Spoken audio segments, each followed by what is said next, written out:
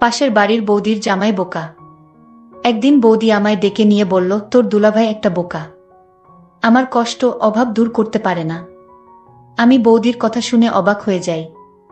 একদিন বৌদি আমার সাথে যা করেছিল তা শুনলে তোমাদের চোখ কপালে উঠে যাবে। আমি তখন ছোট, ক্লাস 7-এ পড়ি। আমাদের পাড়ায় প্রতিদিন রাতে গানের আসর জমত। গ্রামে আমাদের আড্ডা গুরু নীরব ভাই। স্কুল না থাকলে সারাদিন তার ঘরে বসে থাকি আর মোবাইলে গান শুনি। আমাদের এলাকার রাজু ভাইয়ের বউ একটু অন্যরকম। গ্রামের ছনের ঘর ছিল জঙ্গলের সাথে। সে যদি ওর ভিতরে থাকতো তো আমাদের গায়ে পানি দিয়ে ছিটা মারত। একদিন এভাবে যাবার সময় ভেতর থেকে পানি ছিটা দিয়ে বলে, জামাই কই যাও, বাড়িতে আসো, পিঠা খেয়ে যাও। আমি আসলে এসবের কিছুই তেমন বুঝি না। আমি ভাবিকে বললাম, কি পিঠা? আরে ভেতরে আসি না। আমি বোকার মতো ভেতরে যেতে চাইলে ভাবিকে দেখে আমি চমকে উঠি।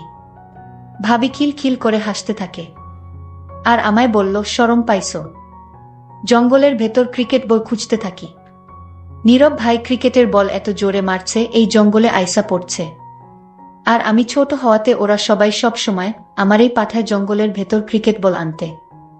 কোনো মতেই এদিন আর বল খুঁজে পাই না। রাজু ভাইয়ের বউ পিছন থেকে আমার উপর পানি ছুড়ে মারে। আমি চমকে উঠি, বলি, একটা ক্রিকেট বল দেখছো? সে বলে, বল আমার ঘরের চালের উপরে এসে পড়ছে, তাই আজ আর বল দিব না। আমি বললাম, ভাবি, আমরা আর এখানে বল ফেলবো না, আজকের মতো বলটা দিয়ে দাও। ভাবি বলল, ঠিক আছে, বলটা ফেরত দিব, তবে একটা শর্ত আছে, যদি তুই আমার শর্ত রাখিস তাহলে বল দিতে পারি।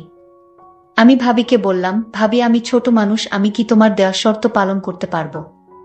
ভাবি বলল, পারবি, না পারলে আমি তোকে শিখিয়ে দিব। আমি ভাবিকে জিজ্ঞেস করলাম, ভাবি কি শর্ত বলো? এবার ভাবি বলল, এখন বলতে পারবো না, তুই বরং সন্ধ্যার পর আমাদের বাড়িতে আসিস, তখন শর্তটা বলবো। আর এখন নে, বলটা নিয়ে যা। আমি ভাবতে লাগলাম, ভাবি শর্তটা তো এখনই বলতে পারত, কিন্তু সন্ধ্যার পর বলল কেন? ভাবির কথা শুনে আমি কিছুটা ভয় পেলাম। কি জানি বলে বসে তার কোনো হিসাব আছে? আমি ক্লাস 7-এ পড়লে কি হবে? আমার গঠন গাঠন একটু বড়। অনেকে বিশ্বাসই করতে চায় না আমি ক্লাস 7-এ পড়ি। আমার 5 ফুট 5 ইঞ্চি উচ্চতা। পরের দিন আমি ভাবির কথামতো সন্ধ্যার সময় তাদের বাড়িতে গেলাম। বাড়িটা একদম নীরব বাড়ি। আমি ভাবিকে বললাম, ভাবি, তুমি আমায় কিসের শর্ত দিবে বলেছিলে? আমি আজ তো আসলাম সেই শর্তটা শুনতে। ভাবি বলল, এটা কোনো শর্ত না রে, আমার দুঃখের গল্প। আমি যদি আমার গল্পটা তোর সাথে শেয়ার করি তাহলে তুই কি এর সমাধান দিতে পারবি? আমি বললাম, ভাবি, আমি মানুষটা ছোট হতে পারি, কিন্তু আমার বিষয়ে তুমি জান না, আমি ছোট হলেও কোনো কাজে এ পর্যন্ত ব্যর্থ হয়নি। ভাবি তখন খুশি হয়ে বলল, সত্যি বলছিস তুই? আমি জানতাম তুই মাত্র 7-এ পড়িস, কি বুঝবি তুই? ভাবি, তুমি তোমার কষ্টের গল্পটা বলো, আমি শুনতে চাই। আর যদি আমি গল্পটা শুনে তোমার সমস্যার সমাধান করে দিতে পারি তাহলে আমি জানি তুমি আমায় কোনোদিন ভুলতে পারবা না। এতটুকু বাচ্চা ছেলের সাহস দেখে আমি অবাক হয়ে গেলাম। এই বাচ্চা ছেলে আমাকে যেভাবে উৎসাহিত করেছে, আমি তার কথা শুনে অনেক খুশি হলাম। আর মনে মনে ভাবলাম, আমি ওকে দিয়েই সব দূর করব। ওকে দিয়ে আমার সমস্যার সমাধান করিয়ে নিব। আমি ভাবিকে বললাম, ভাবি, তুমি কি ভাবছো এমন করে? তোমার কষ্টের গল্পটা বলো, আমি শুনি। ভাবি তখন বলল, ঠিক আছে, তাহলে শোন। তোর দুলাভাই একটা বোকা। আমার কোনো কথা সে রাখে না। সে আমার সাথে পারে না। প্রতিদিন রাতে ঘরে এসে ভাত খেয়ে মরার মতো ঘুমিয়ে পড়ে। আমার কোনো আবদার তোর দুলাভাই রাখে না এবং পূরণ করতে পারে না। সে সব সময় আমার কাছ থেকে দূরে থাকে। আমি মানুষের সাথে আমার জীবনটা কাটানো খুব কষ্টের। তোর দুলাভাই সবসময় প্রতিদিন বলে আমার শরীরটা আজ ভালো না। আচ্ছা তুই বলতো, এভাবে কি আর সংসার চলে? এই সংসারে আমি চলে যেতে চাই, কিন্তু আমার মা বাবা তো অসহায়, আমি তাদের কষ্ট দিতে চাই না। আমার বাবা যখন আমায় ফোন করে জিজ্ঞেস করে, কেমন আছিস মা, আমি তখন বুক ভরা কষ্ট নিয়ে বলি, ভালো আছি বাবা, কিন্তু আমার তো মনের ভিতর শান্তি নাই। আমি তো একটু সুখের ছোঁয়া পাই না এই সংসার থেকে। আর তাই আমার মা বাবাকে মিথ্যা সান্ত্বনা দেই যে আমি ভালো আছি। আচ্ছা তুই বলতো, একটা সংসারে মেয়েরা কি চায়? এই সংসারে আমি বেঁচে থেকেও যেন মরে আছি। তোর দুলাভাইরে কত করে বললাম, কবিরাজ দেখাও, সে আমার কোনো কথাই কানে নেয় না। সে তার নিজের ইচ্ছামতো চলাফেরা করে, আমার ভালো মন্দ কোনো খোঁজ খবর রাখে না। ভাবির কথা আমি খুব মনোযোগ সহকারে শুনছিলাম। ভাবির কথাগুলো শুনে আমি বুঝতে পারলাম ভাবি কিসের অভাব বোধ করছে।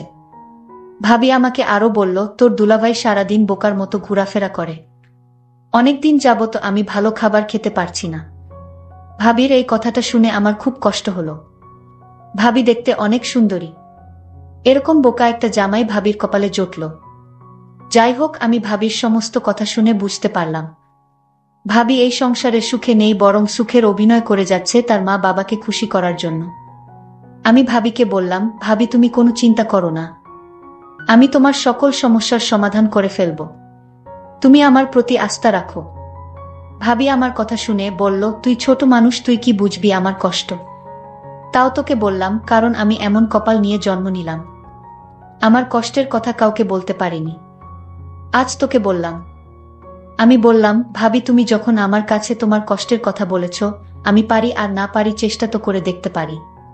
ভাবি খুশি হয়ে বলল, তোর আর কিছু করা লাগবে না, তোর মুখের কথা শুনেই আমার মনটা শান্ত হয়ে গেল। আমিও ভাবির কথা শুনে আমি ভাবিকে বললাম, ভাবি তুমি কোনো চিন্তা করো না, আমি তোমার সুখের ব্যবস্থা করছি, তুমি শুধু আমার কথা রেখো, যখন যা বলবো তখন তোমার তাই করতে হবে। আমি ভাবিকে বললাম, ভাবি তুমি একটু অপেক্ষা করো, আমি আমার বাড়ি থেকে আসছি। আমি তাড়াতাড়ি বাড়িতে এসে আমার বাবার পকেট থেকে কিছু টাকা নিয়ে বাজারে গেলাম। আমি মনে মনে চিন্তা করলাম, ভাবিকে আজ আমি দেখিয়ে ছাড়বো আমাকে বলে আমি বাচ্চা মানুষ। হায় রে ভাবি, তুমি আমার সম্পর্কে জানো না, তুমি আজই বুঝতে পারবে আমি বাচ্চা নাকি কিশোর। আমি বাবার পকেট থেকে টাকা নিয়ে বাজারে গেলাম। বাজারে গিয়ে 1 কেজি গরুর মাংস কিনলাম। আলু, পেঁয়াজ, রসুন, ভাবির জন্য সাবান, ফেস ওয়াশ, মুখের ক্রিম, হাতের ছুরি ইত্যাদি কিনে ভাবির বাসায় নিয়ে গেলাম। ভাবি আমার হাতে বাজার দেখে অবাক হয়ে গেলা। আমি ভাবিকে বললাম, ভাবি চিন্তা করো না, তুমি এখানে বসো, দেখো তোমার জন্য কত কি এনেছি। আমি ভাবিকে যখন সকল সামগ্রী দেখালাম, ভাবি তখন বলল, তুই বাচ্চা মানুষ, এত টাকা কোথায় পেলি? আমি বললাম, ভাবি আমি এই টাকা জমিয়ে রেখেছিলাম, আমার কাছে আরো অনেক টাকা আছে ভাবি। ভাবি তখন বলল, এসব আমি নিতে পারবো না, তোর দুলাভাই জানলে আমি কি জবাব দিব, একবার ভেবে দেখেছিস? ভাবিক বললাম, তুমি বলবে বাবার একটা গরু ছিল, সেটা বিক্রি করে কিছু টাকা আমাকে খরচ করার জন্য দিল। তোর মাথায় তো দারুণ বুদ্ধি, কিন্তু আমার জন্য তুই এত কিছু করবে কেন? আমি তোর কি হই? আরে ভাবি, একটা গান আছে না, মানুষ মানুষের জন্য। আমিও মানুষ, তুমিও মানুষ, শুধু এইটুকু জেনে রাখো। আর তাছাড়া আমার তো আর বড় ভাই নেই, আমার কোনো ভাবিও নেই। যদি আজ আমার একটা ভাবি থাকতো, আর সেই ভাবি যদি তোমার মতো কষ্টে থাকতো, তাহলে আমি কি তাকে ফেলে দিতাম? আমি তাকে হেল্প করতাম না? ভাবি তখন বলল, আসলে সত্যি তোর অনেক মেধা আছে, তুই ছোট হলে কি হবে, তোকে আল্লাহ অনেক জ্ঞান বুদ্ধি দিয়েছে, তুই ভবিষ্যতে অনেক বড় হবি। আমি ভাবিকে বললাম, ভাবি এবার কথা বাদ দিয়ে রান্না করো, আজ তুমি গরুর মাংস দিয়ে ভাত খাবে, আমিও তোমার সাথে খাবো, অনেক ভালো লাগবে। বলতেই ভুলে গিয়েছিলাম, যাকে আমি বাচ্চা বলে ডাকি, তার নাম সজীব, তার মা বাবা। ভালো লাগবে। বলতেই ভুলে গিয়েছিলাম, যাকে আমি বাচ্চা বলে ডাকি, তার নাম সজীব, তার মা বাবা আছে, তাদের একটা মাত্র সন্তান, সে হচ্ছে সজীব। আর একমাত্র সন্তান বলে সজীবকে তার বাবা মা অনেক স্নেহ করে, যখন যা চায় তাই দেয়। আমি সজীবকে বললাম, সজীব তুই বস, আমি রান্না করি। সজীব তখন বলল, ভাবি আমি তোমার সাথে রান্নায় হেল্প করি। আমি বললাম, ঠিক আছে কর। আমি আর সজীব মিলে রান্না শেষ করে ঘরে নিয়ে যখন খেতে বসবো, ঠিক তখনই আমার বোকা জামাই বাড়িতে হাজির। সজীব আমার স্বামীকে ভয় পেয়ে সে কাঠের তলে লুকিয়ে পড়ল। আমার হাবলা স্বামী আমায় জিজ্ঞেস করল, কিরে সোনিয়া, আজ ঘরে মাংসের ঘ্রাণ পাচ্ছি কেন, মাংসের ঘ্রাণ কোথায় থেকে আসছে? আমি তখন আমার বোকা স্বামীকে বললাম, আমার বাবা এসেছিল আজ দুপুরে, আমার জন্য অনেক কিছু নিয়ে আসছে, তুমি তো আমার বরণ পোষণ করতে পারো না, আর তাই বাবা আমার জন্য হাতের ছুরি, মুখের ক্রিম, ফেস ওয়াশ, ব্যাগভর্তি বাজার নিয়ে আসছিল। আমার স্বামী এই কথা শুনে বলল, আমার সুর আব্বার এত দরদ হয়েছে আমাদের প্রতি, হঠাৎ এই দরদ কেন? যাই হোক, অনেকদিন পর ঘরে মাংস রান্না হলো, দাও পেট ভরে ভাত খাই।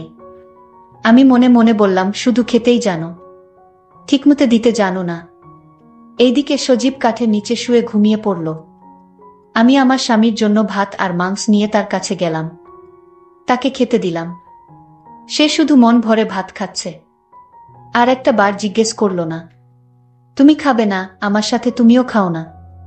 সে তো এই কথাটা বলতে পারত, কিন্তু তার মাথায় এতখানি বুদ্ধিও নেই, শুধু নিজের বুঝটাই বুঝে।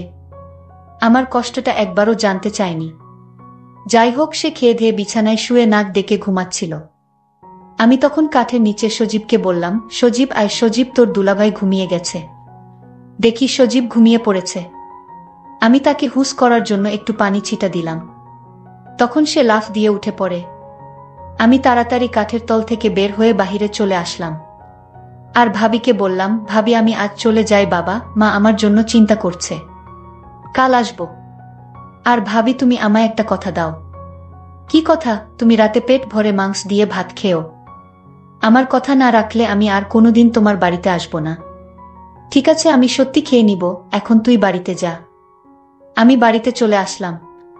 রাতে শুয়ে শুয়ে শুধু ভাবির কথা চিন্তা করতে লাগলাম। আমার সারা রাত অস্থির অস্থির লাগছিল।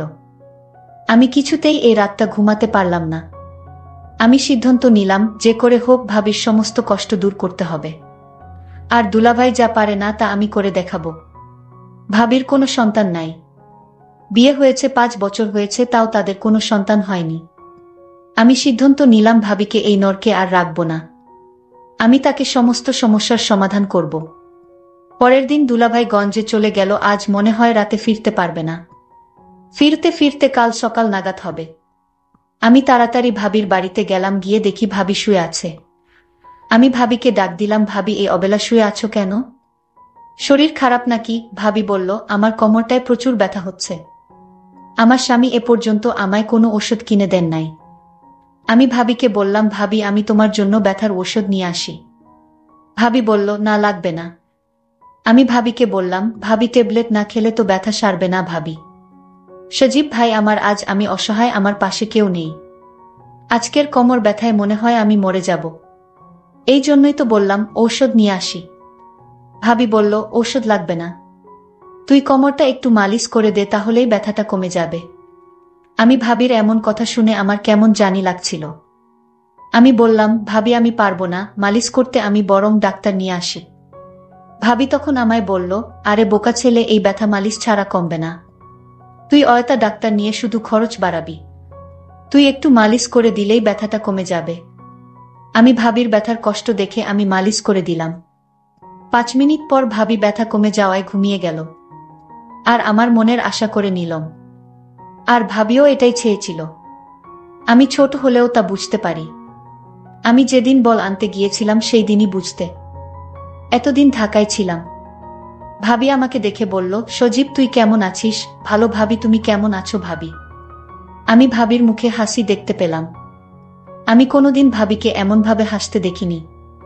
ভাবি আমাকে ঘর থেকে একটা মিষ্টি নিয়ে এসে বলল, নে মিষ্টি খা। আমি বললাম, ভাবি এটা কিসের মিষ্টি? ভাবি বলল, আমি মা হতে চলেছি। আমার আর কিছু বুঝতে বাকি রইল না। বন্ধুরা, আজকে গল্পটি কেমন লাগলো তা অবশ্যই কমেন্ট করে জানাবেন। আর এরকম নতুন নতুন গল্প পেতে আমাদের চ্যানেলটিকে সাবস্ক্রাইব করে পাশে থাকবেন। ধন্যবাদ।